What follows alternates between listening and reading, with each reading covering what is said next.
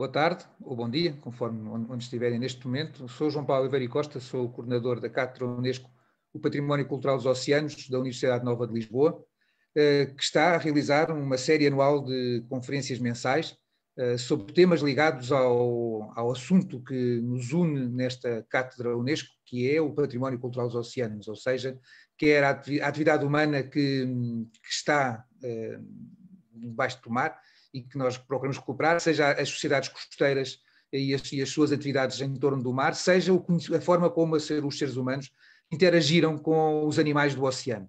A conferência de hoje, pela nossa colega Fabiana Camerlato, da Bahia, a quem eu agradeço muito ter-se disposto a trabalhar connosco hoje, tem a ver exatamente com a questão da relação do homem com a fauna oceânica, e espero que possam desfrutar deste tempo de reflexão sobre temas que nos interessam a todos. Dou a palavra à minha colega Nina Vieira para a apresentação da conferencista. Olá, muito boa tarde a todos os que nos estão a seguir. Vamos então hoje contar com a participação da professora Fabiana Camerlato, docente na Universidade Federal do Recôncavo da Bahia, onde atua no curso de Museologia e na pós-graduação em Arqueologia e Património Cultural. A professora Fabiana é doutorada em História pela Pontifícia Universidade Católica do Rio Grande do Sul e pós-doutorada em Ciências Sociais e em Desenho, Cultura e Interatividade. É ainda investigadora associada do Centro de Estudos em Arqueologia, Artes e Ciências do Património da Universidade de Coimbra e líder do grupo de pesquisa Recôncavo Arqueológico.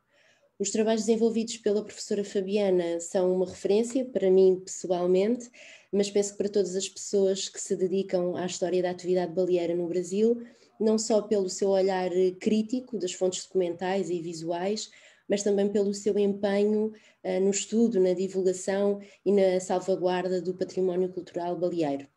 E, portanto, é com enorme gosto que dou as boas-vindas à professora Fabiana. Muito obrigada por ter aceitado o nosso convite e, quando quiser, estamos curiosas para conhecer o movimento do património baleeiro em Santa Catarina. Muito obrigada. Muito obrigada, Nina. Eu agradeço muito esse convite. Eu queria cumprimentar, né, primeiro, então, ao professor João Paulo Oliveira Costa, a professora Cristina Bruno, a Nina Vieira, né, querida colega aí da área baleeira, a Patrícia Carvalho e Henrique, que eu conheci nesse processo dessa cátedra. Realmente é um ano especial, acredito, para a universidade de vocês, do centro, né? E com esse trabalho importante, falando também da relação cetáceos, seres humanos, e também a questão da arqueologia, né? Que é um dos focos do início do meu trabalho, vamos dizer assim, né? Então, assim, eu vou falar um pouquinho do movimento, né? Como eu dei o título dessa apresentação, né? Um pouco o protagonismo de um grupo de pessoas que se reuniu em prol da preservação desses sítios arqueológicos e históricos, que são as armações de pesca da baleia, né, aqui no estado de Santa Catarina, no Brasil, né, no sul do Brasil, e falar um pouquinho também de como eu comecei a trabalhar com esses sítios e a potencialidade desses locais, né? Então, vou passar para a apresentação, né? Também queria complementar e dar uma especial saudação, assim, né, para o pessoal do movimento de valorização, né, e também para todos que estão assistindo, né, também para alguns colegas da universidade e para os meus alunos do grupo de pesquisa Recôncavo Arqueológico, que acredito que possam estar acompanhando aqui a transmissão. Então, eu vou compartilhar aqui a apresentação, e eu fico totalmente à disposição para perguntas no final. Aqui um pouco a logomarca, então, do movimento de valorização das armações baleiras catarinenses, né? E esse título, ele pode ter vários significados, né? O movimento do patrimônio baleiro. Mas como assim? Um movimento do patrimônio? Patrimônio a gente sempre pensa em algo mais estático, né? Mas é justamente essa efervescência, essa atividade coletiva que a gente está fazendo aqui, né, no estado de Santa Catarina. Então, o objetivo é justamente mostrar a potencialidade, né, existente no litoral catarinense da existência de um patrimônio baleiro. E aí eu me aproprio bastante da legislação e da experiência dos Açores, né, quando em 1998, a partir de um decreto de legislativo regional, número 13, né, determina ou define o que seria esse patrimônio baleiro local para a região autônoma dos Açores. E pensando em tudo que foi feito nesses últimos anos, nessas últimas décadas lá, como uma inspiração para nós, né, aqui em Santa Catarina, a ideia é justamente isso, pensar no nosso cenário aqui local, como a gente pode potencializar a preservação desse patrimônio baleiro, né? Então, vou falar um pouquinho sobre as políticas de preservação, os tombamentos, mas muito mais sobre esse surgimento desse movimento, né, de valorização das armações catarinenses, que é um grupo de pessoas totalmente voluntário, mas que tem esse propósito muito específico, muito concreto de trabalhar na revitalização, né, na difusão desse patrimônio, né. Para vocês terem uma ideia, é importante a gente falar desse tema, né, porque, assim, apesar de existirem obras clássicas na nossa historiografia, como a tese de livre docência da professora Miriam Ellis, que é sobre intitula-se, né, Feitorias Baleiras Meridionais, né, ela trata, depois isso vai ser transformado, ela trata aqui dessa realidade, né, Santa Catarina, principalmente, e aí isso se transforma no livro A Baleia no Brasil Colonial. Apesar de a gente ter essas referências, né, de termos depois outras pessoas que pesquisaram, eu me coloco dentro dessa trajetória da pesquisa, né, quando eu defendi a minha dissertação de mestrado em 1998, né, sobre essas armações baleiras, e aí tive o foco nessa aqui, que foi a primeira, a Armação Grande da Piedade, fundada em 1742, e até 46 foi sua construção, segundo os documentos, né, não existe, assim, uma certa precisão, mas, enfim, o trabalho não conseguiu ter o fôlego de fazer um levantamento plano e altimétrico de todas as estruturas arqueológicas aparentes, né, mas eu consegui, né, um dos objetivos era focar em uma, e aí eu escolhi a maior, né, e a primeira, que seria a Armação Grande, hoje localizada no município de Governador Celso Ramos, né. Então, assim, eu vejo o professor falando, né, ali no começo aqui da nossa transmissão, da importância da arqueologia, por exemplo, subaquática. Nós não temos nenhum trabalho de arqueologia subaquática nessas armações, né, e o trabalho de arqueologia é um trabalho ainda muito preliminar, né. Então, assim, são muitos pontos para a gente galgar, assim, para a gente ainda continuar, e um dos focos principais é a pesquisa. Com certeza, um dos pilares do movimento é continuar estimulando novos pesquisadores, né, pessoas que se interessem pela temática e continuem a estudar, aprofundar esses temas. Mas a gente tem alguns obstáculos que eu vou mostrar um pouquinho mais para frente, né? Que envolvem a própria integridade desses sítios arqueológicos, né? Mas então, só relembrando o que eu estou chamando aqui de patrimônio baleeiro, né? São justamente os testemunhos arqueológicos, a própria paisagem, né, integrada, que a gente pensar que esses sítios arqueológicos, eles ultrapassam o ambiente terrestre e englobam também toda a área marítima, né, todo o litoral, uma tradição de construção de baleeiras, né, e envolve também a produção de obras artísticas, iconográficas, todos os documentos históricos que estão espalhados pelos arquivos, tanto municipais como do Estado, o Arquivo Nacional do Rio de Janeiro e de outros locais, como Portugal, Espanha.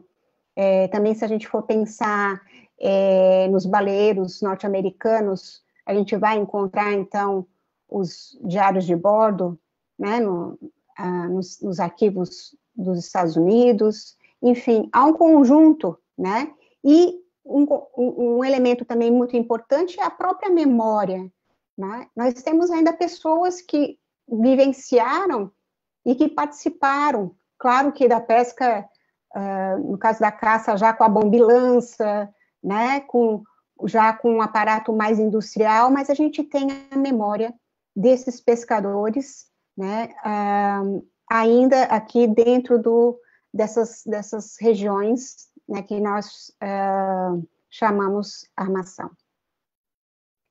E aqui, mostrando um pouquinho para vocês, essa aqui seria a armação da Nossa Senhora da Piedade. Aqui eu selecionei, na verdade, algumas fotos, né, não são fotos, assim, de todas as armações, e de apenas alguns locais específicos, né? E um ponto que eu vou chamar a atenção e destacar é justamente as edificações com função religiosa, as capelas, né?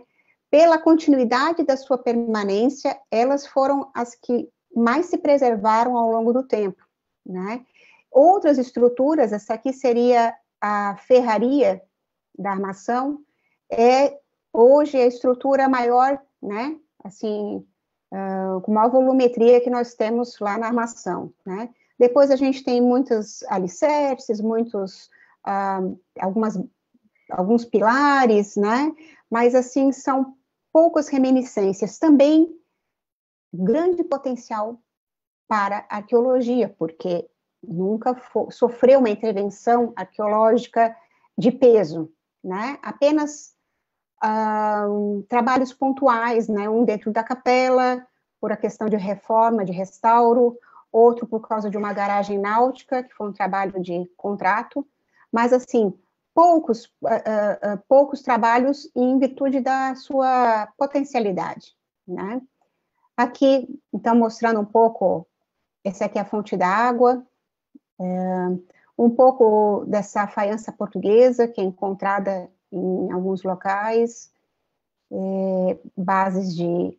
E aí, realmente, no quintal das pessoas, né? Em cima dessa armação, surgiu um balneário, né? E aí a gente tem essa mistura de residências modernas com vestígios arqueológicos, né? Também a importância desse ex-voto, né? Como uma das primeiras obras a retratar a pesca da baleia no Brasil, né? Eu não conheço outra obra mais antiga, né? E justamente ela fica dentro da capela, na Nossa Senhora da Piedade, que é toda uma cena, né? Um pouquinho que eu apresentei aí no seminário que teve essa semana, né? Não vou poder me adentrar no assunto dela. E aí a gente tem aqui também escavações que, por acaso, conseguiram fazer a coleta de material arqueológico de uma senzala, já aí na armação da Lagoinha, que fica aqui no município de Florianópolis, no sul da ilha, quando um arqueólogo vai escavar um sítio pré-colonial, indígena, e nas suas camadas superiores, vamos dizer assim, nas suas camadas superficiais, encontra justamente o piso da senzala dessa armação. E aí nós temos essa pequena coleção arqueológica no Museu do Homem do Sambaqui, no Colégio Catarinense, aqui em Florianópolis. E aí a gente tem esses marcos na paisagem, né, esses testemunhos, como eu gosto de falar, de elementos estruturais, né, aqui no caso é a armação do Pântano do Sul, e aqui a Capela da Armação da Piedade, daqui a pouco eu vou falar do Bajara, né, que é outra pessoa importante no movimento. E aí eu botei um pouquinho imagens de algumas armações, né? Aqui a armação de Garopaba, né? E um dos aspectos que diferencia a armação de Garopaba é o fato de ela ter preservado a casa grande ou a casa do administrador, né? Enquanto que em todos os outros locais todas as outras edificações se arruinaram, exceto as capelas. Na armação de Garopaba, a gente tem essa raridade. E aí vem essa tentativa, né, do movimento de tentar incluir a preservação de um tombamento dessa residência aqui. Então, só pensando assim, que as armações, as suas capelas são tombadas, elas têm esse instrumento de proteção pelo Estado, mas o todo, aliás, todo o entorno, em algumas, tem o registro de sítio arqueológico, né?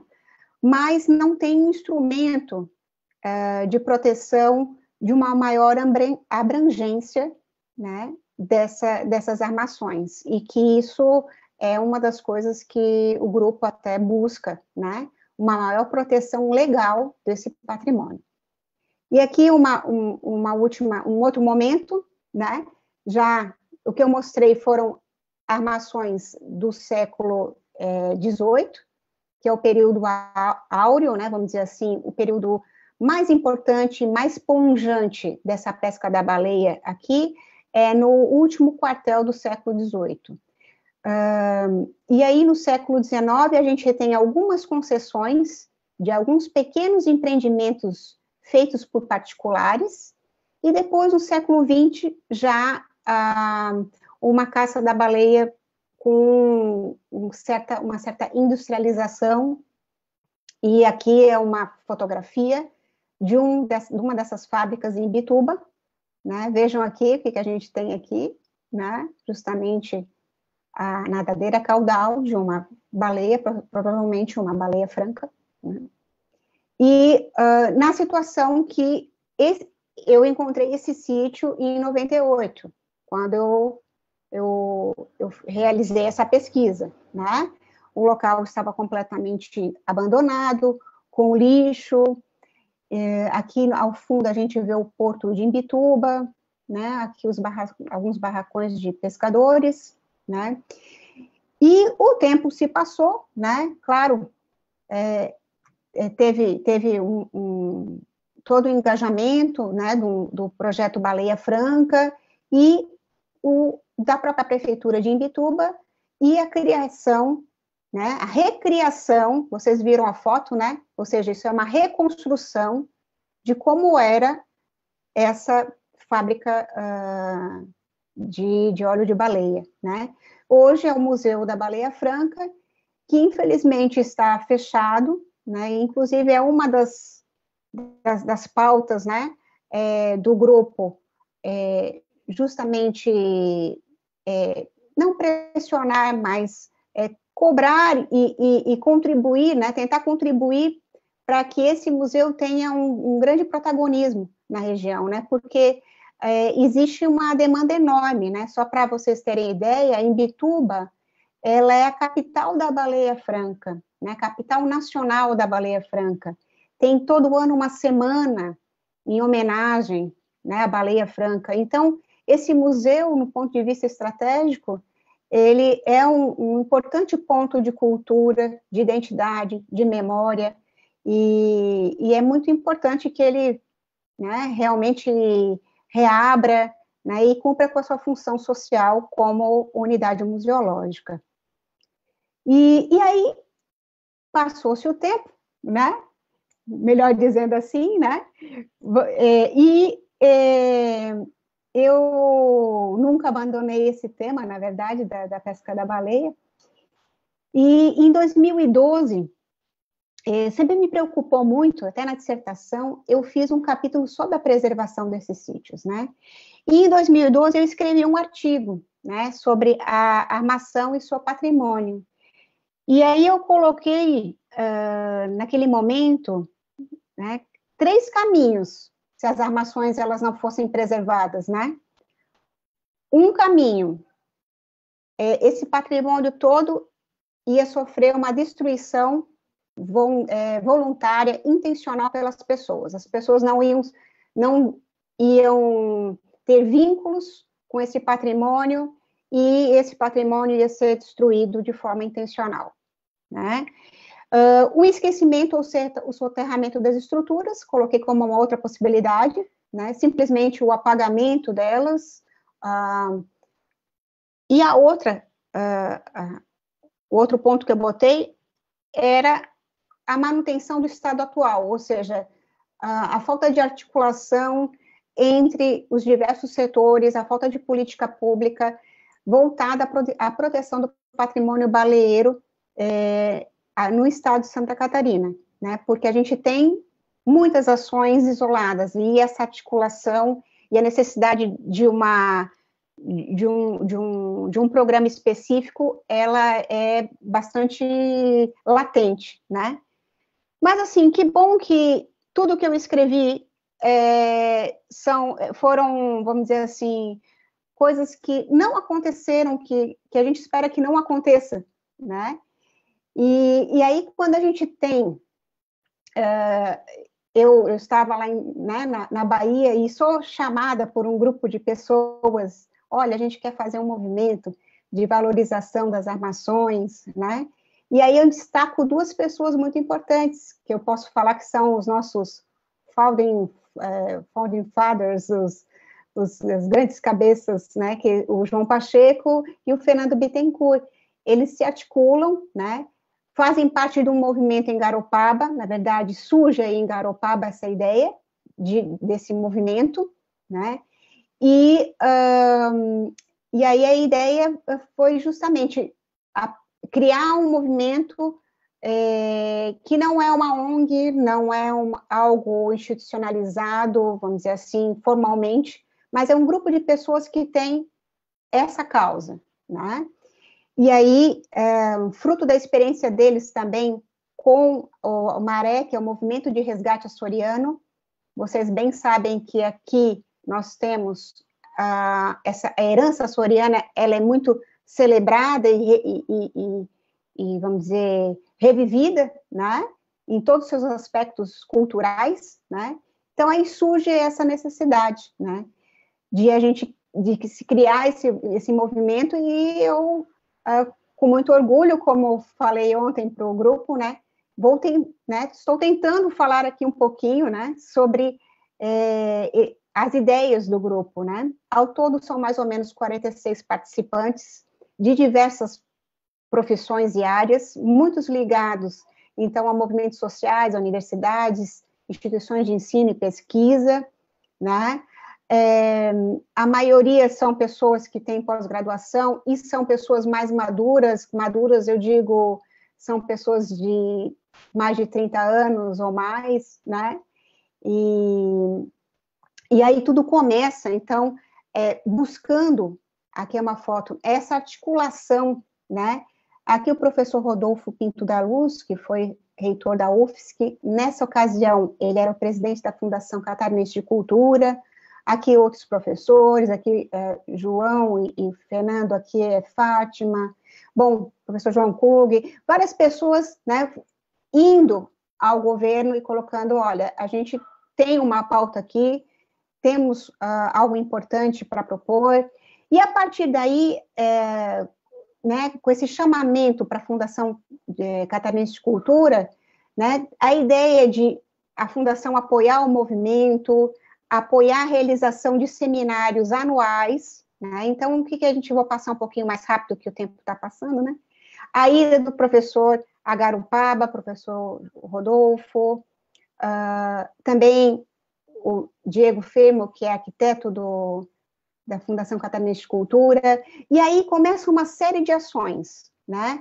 Ações no campo institucional junto com os órgãos do patrimônio, tanto o IFAM, que é o nosso Instituto Nacional do Patrimônio aqui no Brasil, né? E no governo do estado com a Fundação Catarinense de Cultura, articulação com as prefeituras municipais, com suas secretarias de cultura e secretarias de turismo, né? E aí a gente fez o primeiro seminário, foi em 2018, dentro do auditório do Centro Integrado de Cultura, aqui a teatralização também de Fernando, né? E aí o movimento vai estar presente em vários eventos acadêmicos, apresentações em congressos de arquitetura, de história.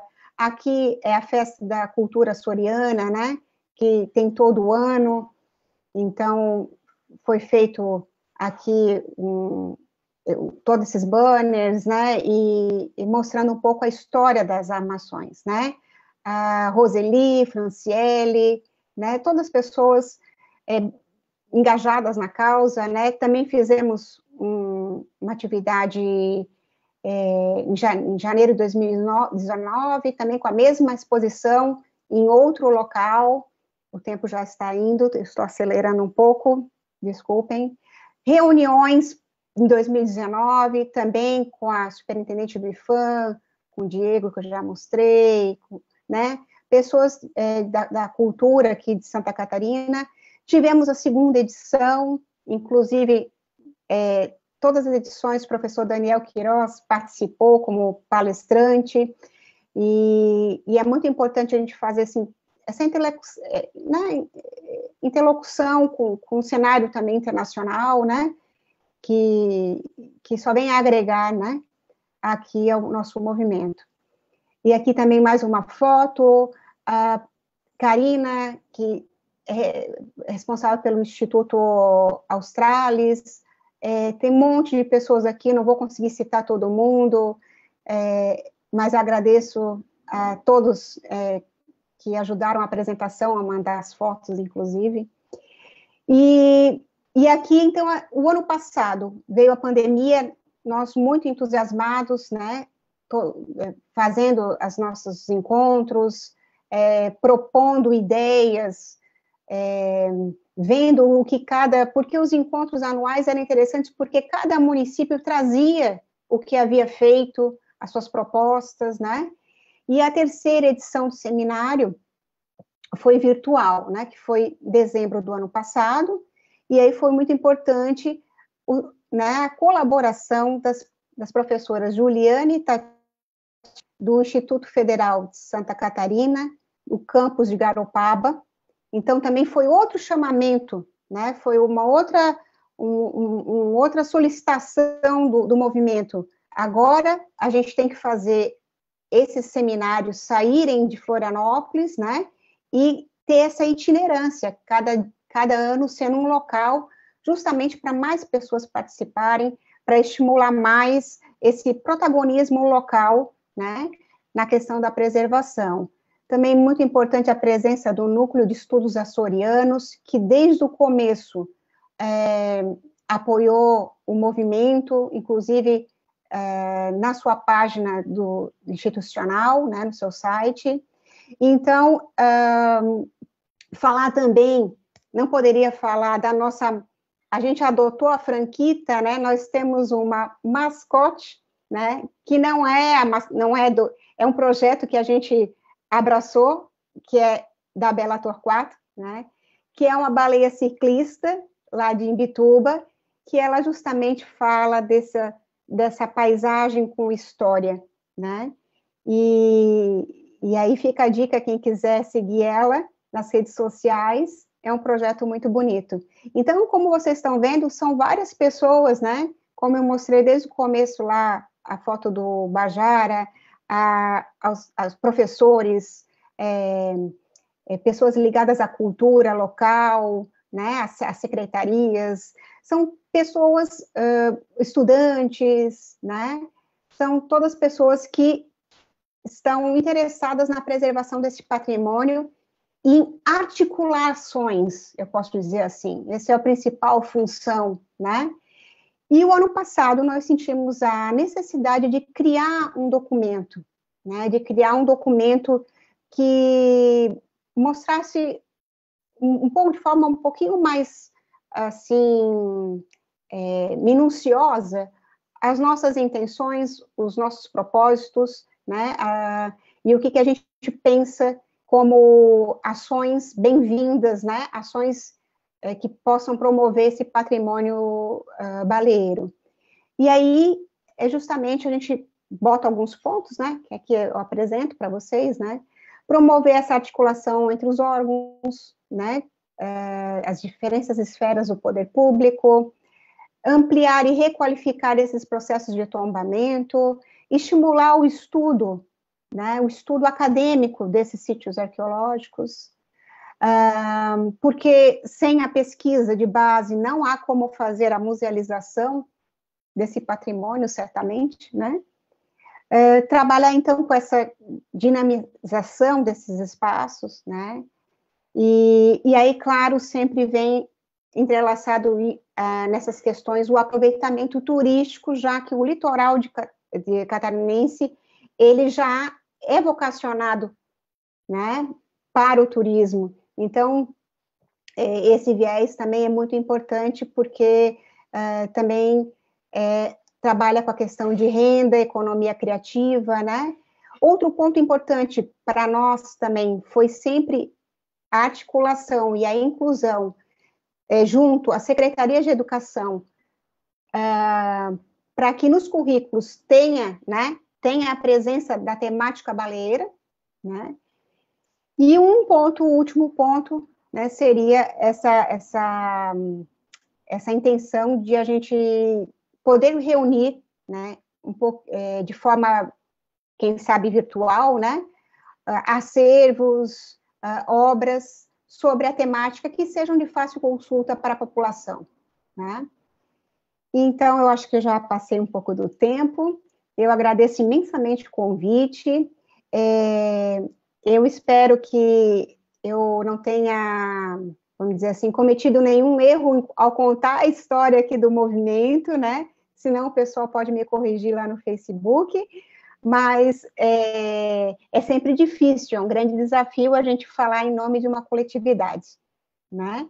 Mas fico aqui a tentativa, né, de eu falar do movimento e do grande orgulho que eu tenho de participar desse coletivo. Muito obrigada.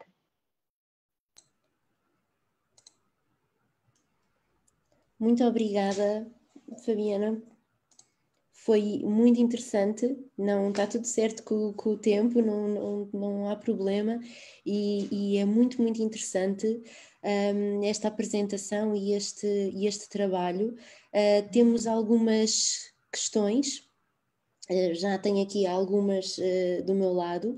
Então, a nossa colega Catarina Garcia escreveu: muito interessante o tema e todas as questões patrimoniais ligadas à atividade baleeira.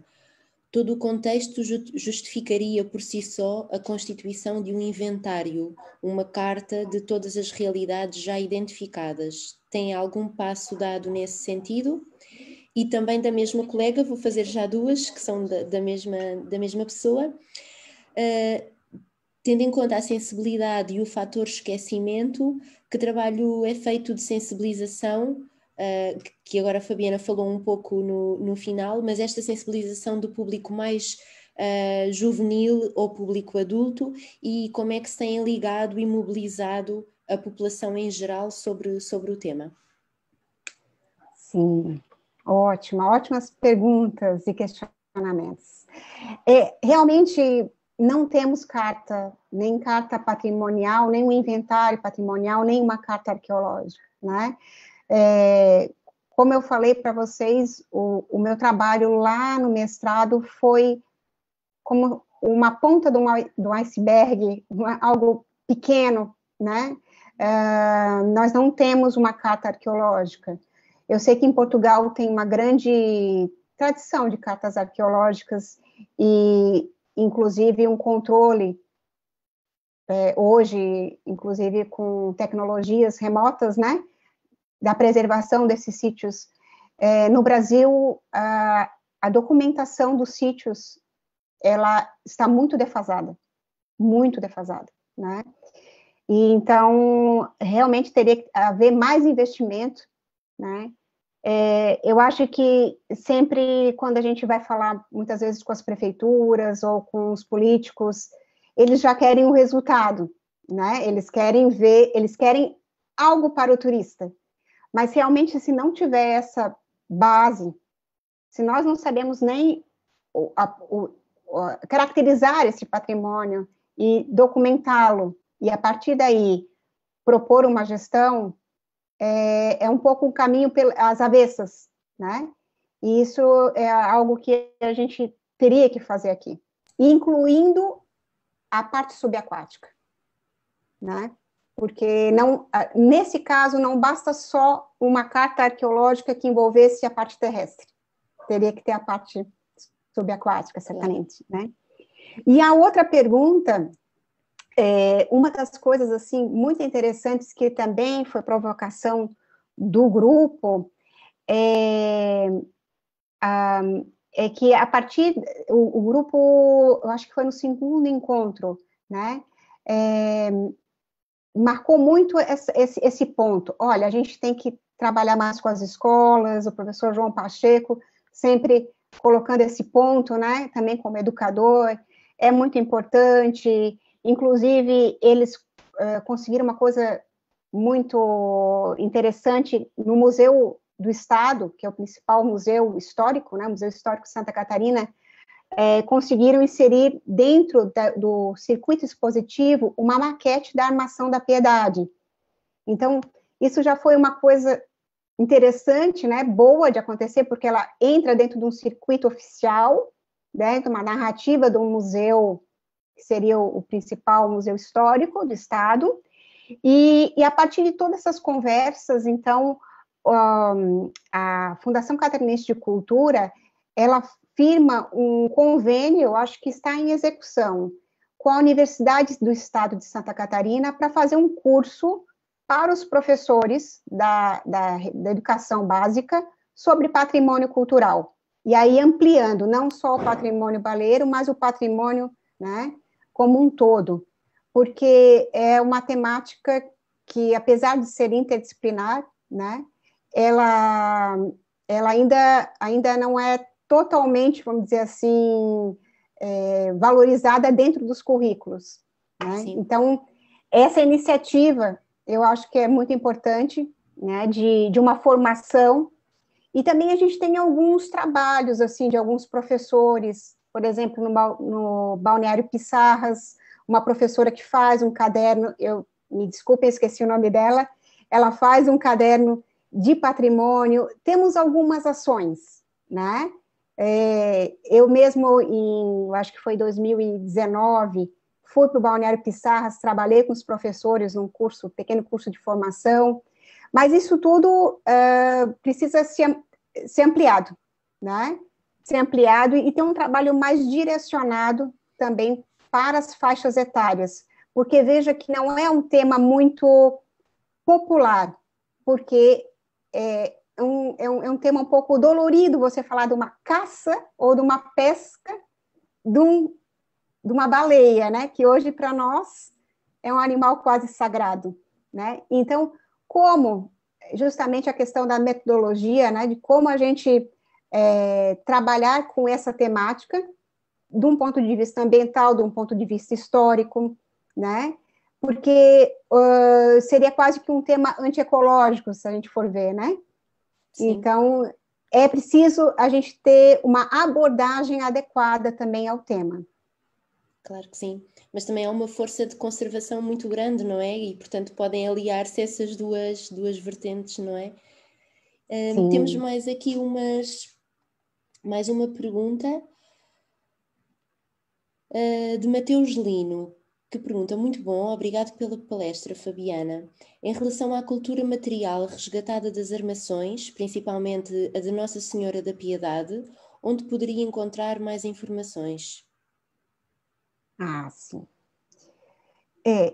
Eu não fiz, assim, no momento, naquela época, né, eu fiz um levantamento das estruturas em superfície, né, então, assim, eu não fiz escavações, né, mas, assim, a gente tem esses pequenos trabalhos, né, e talvez no meu perfil, no ResearchGate, né, tenha lá alguma coisinha de artiguinho, se botar o meu nome e botar a palavra armação também no Google, talvez apareça alguma coisa, né? Mas é pouco, né? Como eu falei, é muito pouco, porque existe todo esse potencial, né? Não temos escavações arqueológicas de ampla superfície ali, né? Nunca aconteceu, né?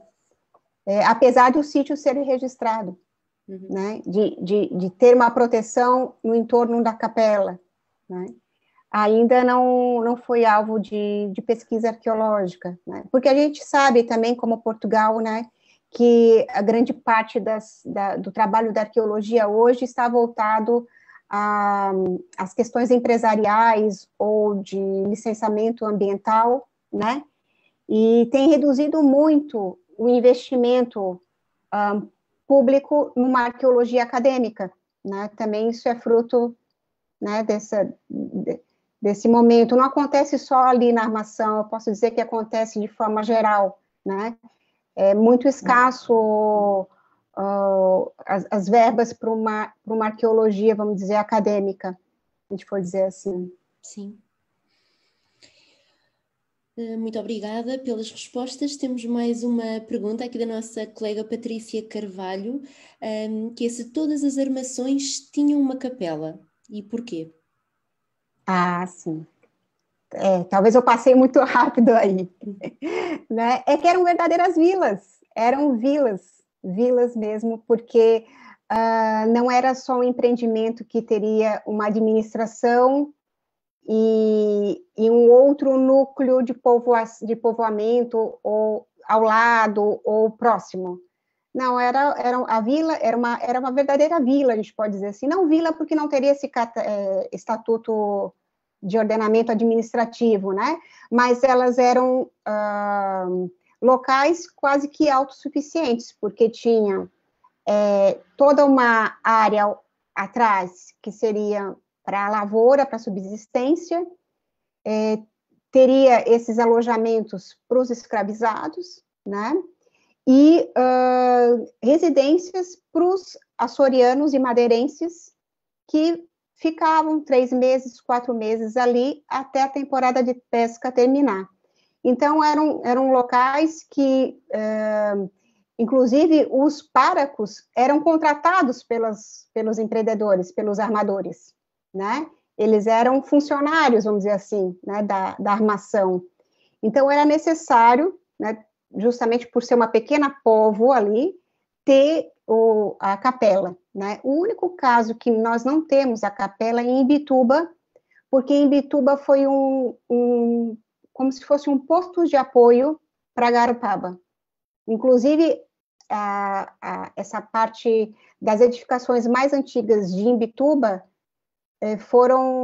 estariam onde hoje é o porto. Então, nem pude verificar, né, se tem alguma coisa, acredito que não, pela grandiosidade de um trabalho de porto, né?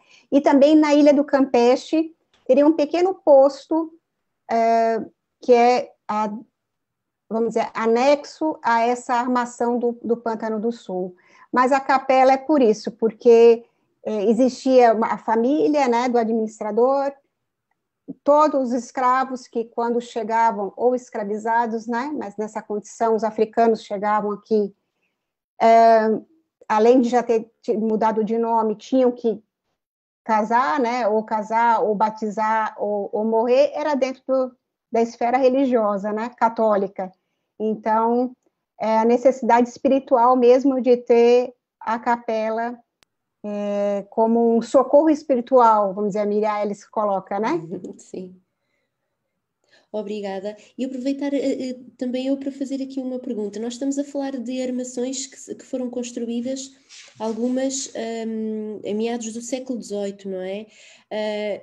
E até quando funcionaram estas armações? Porque no meu estudo eu foco muito o período do monopólio régio, mas depois disso, até quando é que algumas destas armações funcionaram?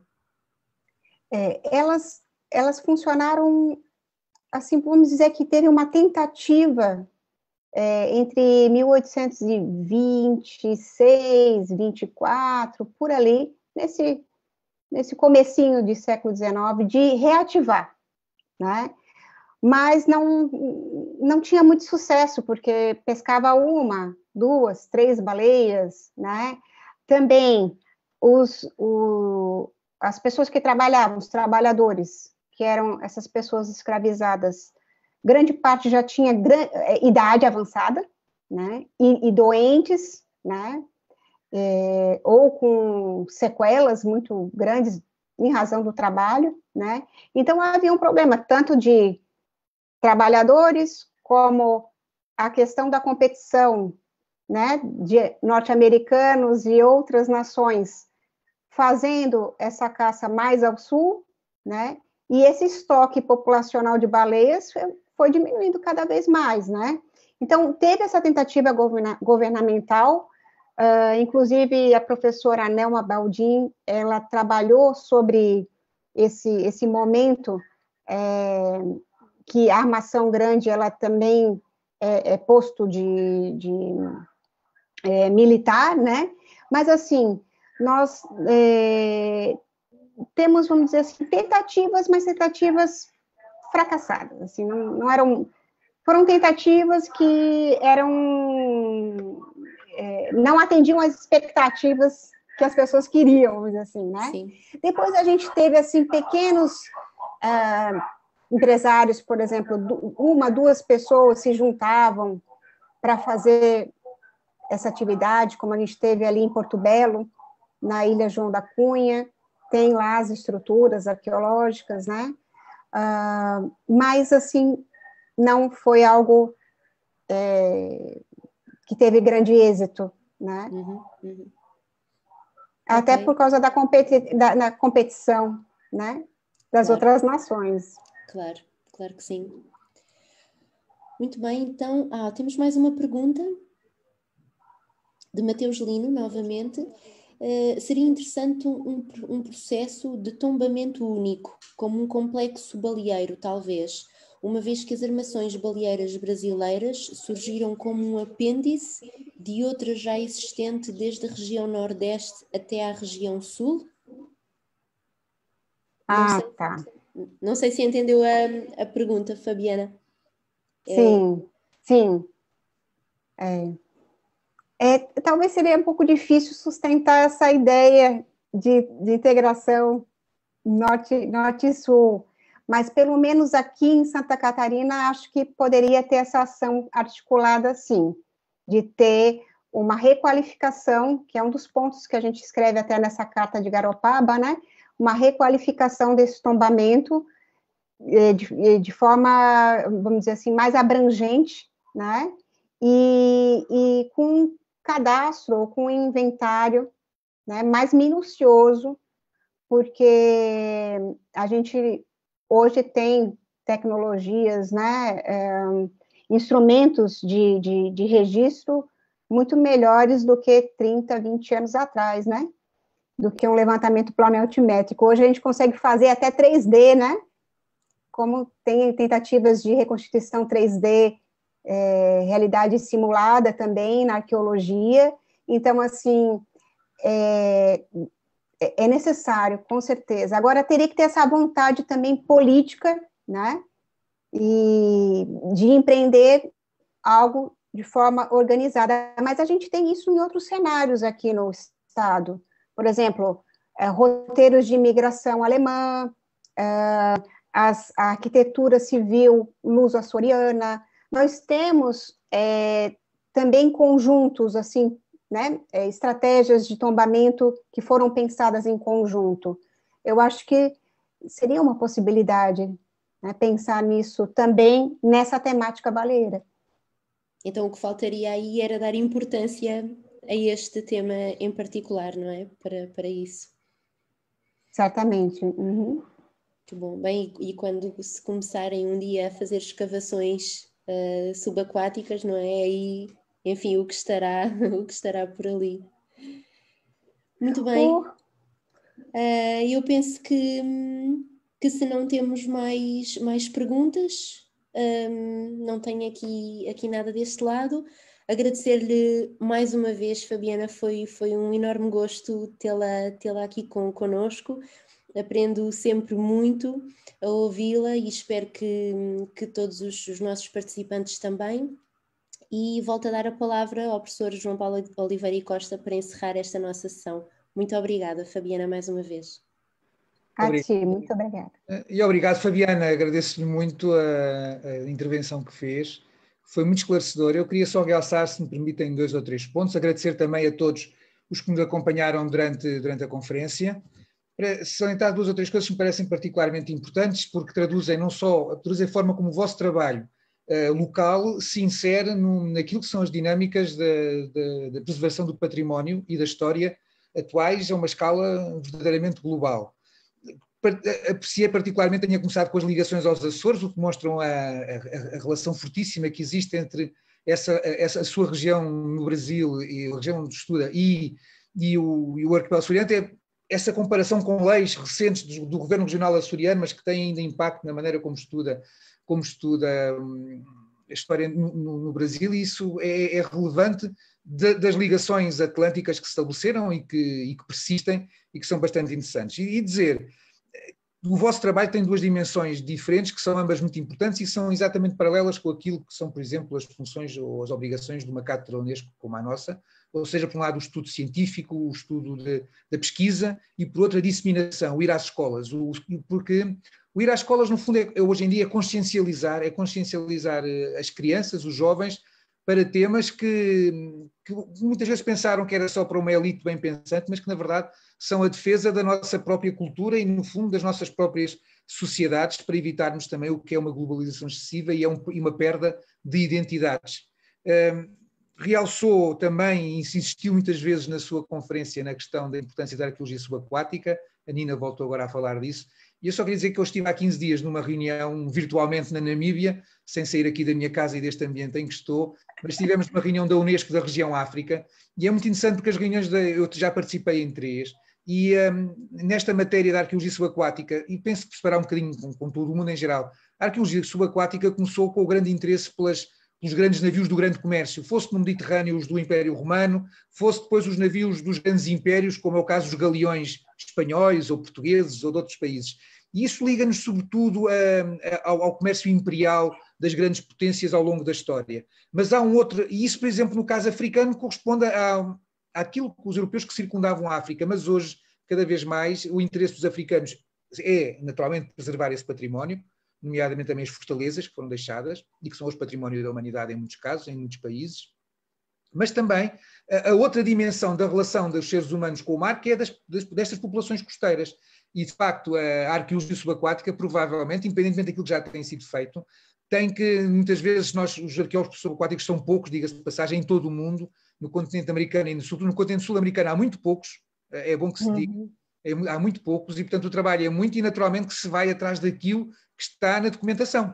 E a documentação, houve aqui um naufrágio, então vamos lá ver. Mas para lá os naufrágios atraem, mas para lá dos naufrágios haverá um tempo em que iremos seguramente também ver de uma maneira mais sistemática esta interface das comunidades costeiras que estão 2, 3 metros acima da água do mar e 2, 3 metros abaixo da água do mar, e desse ponto de vista espero que os vossos trabalhos se possam cruzar mais vezes com os da nossa cátedra, porque estamos literalmente no mesmo barco, na busca da mesma compreensão das sociedades humanas em interação com o oceano, que é, afinal, a maior parte da superfície do nosso planeta e o que faz com que, na verdade, o nosso planeta seja um planeta azul. Muito obrigado a todos, muito obrigado, Fabiana, e felicidades para os vossos estudos, e espero, sinceramente, que possamos continuar a trabalhar em conjunto nestes temas, que são temas das sociedades locais, mas pelas sociedades locais da humanidade. Muito obrigado.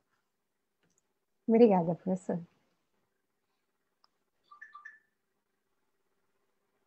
Eu agradeço as palavras. E até uma próxima. Uma próxima. Uhum.